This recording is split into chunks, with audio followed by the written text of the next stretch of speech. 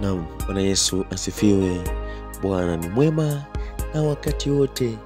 Ni asubuhi nyingine tena, siku ya Jumatano, Mei 28 mwaka huu 2025.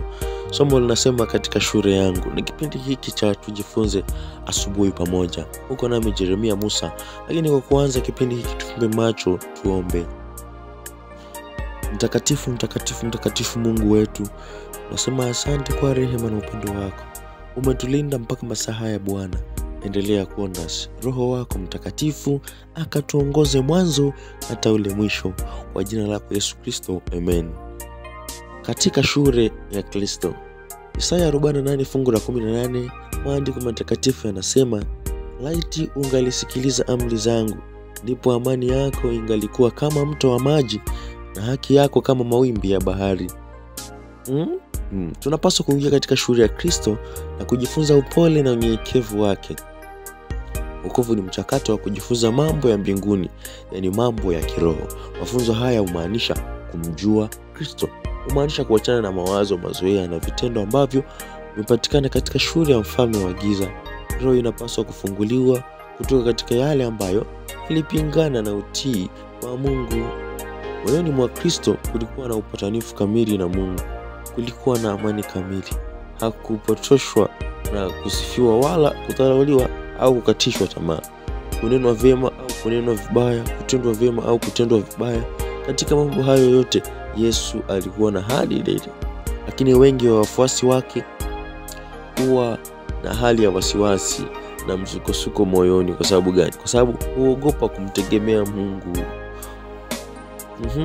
Waya kwani hawajitoi kamili kwa Mungu, maana wanaepuka matokeo ya kujisalimisha huko yanaweza kuhusisha nini? Mwanzo huo wakiwa hawamfahamu. Lakini wasipojitoa kikamilifu kwa Mungu, hawawezi kupata utulivu na amani kamili. Sasa ni kujipenda nafsi ndiko unafanya moyo usiwe na amani. Wakati tunapozaliwa kutoka juu, tutakuwa na nia ile ile iliyokuwa kwa Yesu. Sasa moyo uliomuongoza kujinyenyekesha ili tuweze kuokolewa kwa namna hiyo, ndipo tutatafuta vyeo vya juu. Tutatamani kuketi miguuni mwa Yesu tu na kujifunza kwake. Basi tutaelewa kwamba thamani ya kazi zetu na haijumuishi kujionyesha na kupiga makelele duniani na kufanya kwa bidii kwa nguvu zetu wenyewe. La hasha. Thamani ya kazi yetu ni kadiri ya uwepo wa Roho Mtakatifu ndani yetu. Kumtegemea Mungu hakika huleta utakatifu katika nia, ili kwamba katika uvumilivu wote tuokoe roho zetu. Kwa nini? Hata kwa nini aseme namna hii ya pekee na thamani katika kazi zetu? Ni Roho Mtakatifu akae ndani yetu. Nira huwekwa shingoni mwa dume la ng'ombe ili kurahisisha kazi ya kukokota mzigo kwa namna ile ya kawaida na tunavyofahamu. Lakini ndivyo ilivyo na nira ya Kristo. Wakati mapenzi yetu yanapomezwa katika mapenzi ya Mungu, tunaona kuwa mzigo wa maisha huwa rahisi kubebeka. Mtu anayetembea katika njia ya Mungu na katika sheria zake hutembea na Kristo, na katika upendo wake roho hupata pumziko. Sasa kumbuka wakati Musa alipoomba kwamba nionyeshe njia yako ili nikujue wewe, Baba alimjibu, wako kwangu utaenda pamoja nawe na mimi nitakupa pumziko. Hiyo ni Kutoka 33 fungu la 14. Sasa na kupitia manabii ujumbe ulitolewa. Bwana asema hivi, simameni katika njia kuu, mkaone, mkaulize habari ya mapito ya zamani. Hii wapi njia iliyo njema? Mkaende katika njia hiyo, nanyi mtajipatia raha katika nafsi zenu. Lakini walisema, hatutaki kwenda katika njia hiyo. Hiyo ni Yeremia 6 fungu la 16. Na anasema, laiti ungalisikiliza amri zangu, ndipo amani yako ingelikuwa kama mto wa maji na haki yako kama mawimbi ya bahari. Hakika upendo wa Yesu katika amri hizi na maagizo yake amekusudia mema katika maisha yetu. Amekusudia kutupatia farijiko na amani mioyoni mwetu. Amekusudia kutuonyesha ule uzuri ambao nusu yake, vionjo vyake. Bwana anajaribu kutuonyesha kwamba ni namna gani tutakapofuata na kutii maagizo ya Mungu, namna gani tutakavyojisogeza karibu na Mungu, basi ule uzuri wa Kristo unaonekana ndani yetu. Udhihirisho kamili anaposema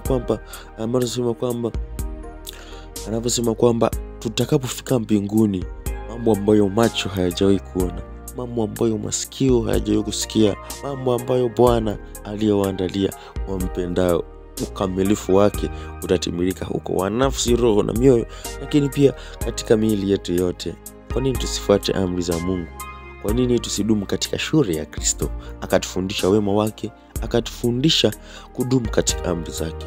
Nikupendekeze katika masaa haya asubuhi, katika siku yako, hebu ruhusu kukaa katika shule ya Mungu katika kila hatua unayoipiga, na Mungu akubariki. Tufumbe macho tuombe. Kristo wa neema yote, ubishe mioyo yetu, imbisha mioyo yetu sasa Bwana. Tunakuja kwako wasaa huu Bwana, tukihitaji uwepo wako katika maisha yetu. Fungua mioyo yetu Bwana, Roho Mtakatifu akae ndani yetu, akatuongoze kudumu katika shule yako. Endelea kuongoza hatua zetu, endelea kuongoza tutokapo tuingiapo. Fungua mawazo yetu, ukae wewe Bwana. Kila hatua na maamuzi yetu tutakayofanya, sifa na mapenzi na utukufu vikurudie wewe. Asante kwa kuwa unasi Bwana. Endelea kutembea na kila mmoja wetu anayesikiliza masomo haya, kambarikie Bwana. Lakini jumbe hizi zikawafikie wengi. Roho wako Mtakatifu akapatikana nasi, nimeomba kwa imani nikiamini utatenda Bwana. Ni katika jina lako Yesu Kristo, amina. Ndugu msikilizaji, na Mungu akubariki. Ulikuwa na Mijiri, na hii ni Ongoza Media.